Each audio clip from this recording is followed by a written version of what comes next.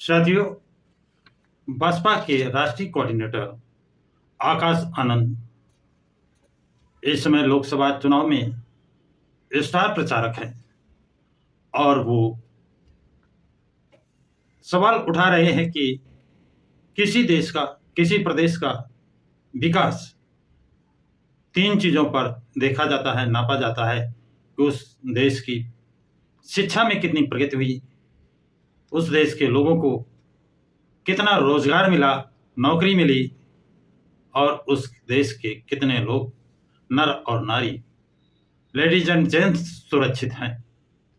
और इस मामलों में वो कहते हैं 10 साल की समीक्षा करो, और 10 साल की समीक्षा करने पर रिजल्ट नकारात्मक ही आता है।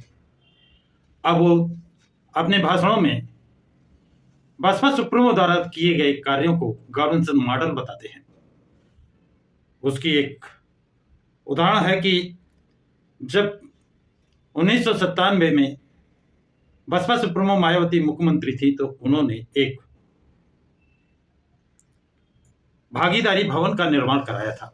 उस भागीदारी भवन का नाम छत्रपति साहू जी महाराज शोध एवं प्रशिक्षण संस्थान भागीदारी भवन का उद्घाटन माननीय श्री काशीराम राष्ट्रीय अध्यक्ष बहुजन समाज पार्टी की अध्यक्षता में माननीय सुश्री मायावती मुख्यमंत्री उत्तर प्रदेश के कर कमलों द्वारा दिनांक 26 जुलाई 1997 को संपन्न हुआ था।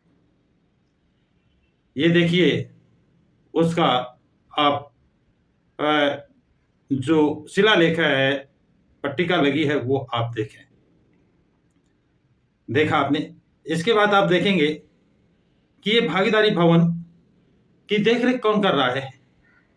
ये भागीदारी भवन समाज कल्याण विभाग उत्तर प्रदेश द्वारा संचालित किया जाएगा और इसमें 200 छात्र के रहने की व्यवस्था है, पढ़ने की व्यवस्था है, और इसका ये आप लाइब्रेरी भी इसमें उपलब्ध कराई गई है। ये लाइब्रेरी का आप फोटो देखें। आपने देखा ये लाइब्रेरी का फोटो। इसके अलावा इसमें आप देखेंगे कि गौतम बुद्ध और भारत रत्न बाबा साहब डॉक्टर भीमराव अंबेडकर के चित्र लगे हुए हैं। आप देखें ये। आप बात करते हैं कि इस भवन में कौन बच्चे पढ़ सकते हैं, कितने बच्चे पढ़ सकते हैं, ये सवाल आपके मन में भी आ रहा होगा। इस भागीदारी भवन में 200 छात्रों के रहने की व्यवस्था है और SC ST OBC के छात्र इसमें रह सकते हैं। उनको रहने की, खाने की, पढ़ने की सुविधा है, लाइब्रेरी की सुविधा है, बिजली पानी की सुविधा है और उनके क्लासेस भी चलते हैं। आप देखें कि 2023 में इस समाज कल्याण विभाग द्वारा जो संचालित है, इसमें 23 छात्रों का, यानी UPPSC 2023 की परीक्षा में एक रिकॉर्ड सिलेक्शन हुआ है। कितने बच्चों का? 30 बच्चों का। UPPSC परीक्षा में 30 बच्चों का सिलेक्शन हुआ है। ये एक विकास का मॉडल है, शिक्षा का मॉडल है। इसकी तुलना आकाश आनंद अपने भाषणों में करते हैं कि कैसा राज्य चाहिए जहां शिक्षा हो, रोजगार हो। अगर 200 छात्र, जो टॉपर सर्विस है, 200 छात्र पढ़े और 30 छात्रों का सिलेक्शन हो, तो कितना अच्छी शिक्षा, कितना अच्छा वहां की व्यवस्था कही जा सकती है। और उन लड़कों का जो इंटरव्यू लिया गया है, उन्होंने कहा है इतनी सुविधा, और मैं देहात से आकर कहीं शहर में आ ही नहीं सकता था, रह ही नहीं सकता था।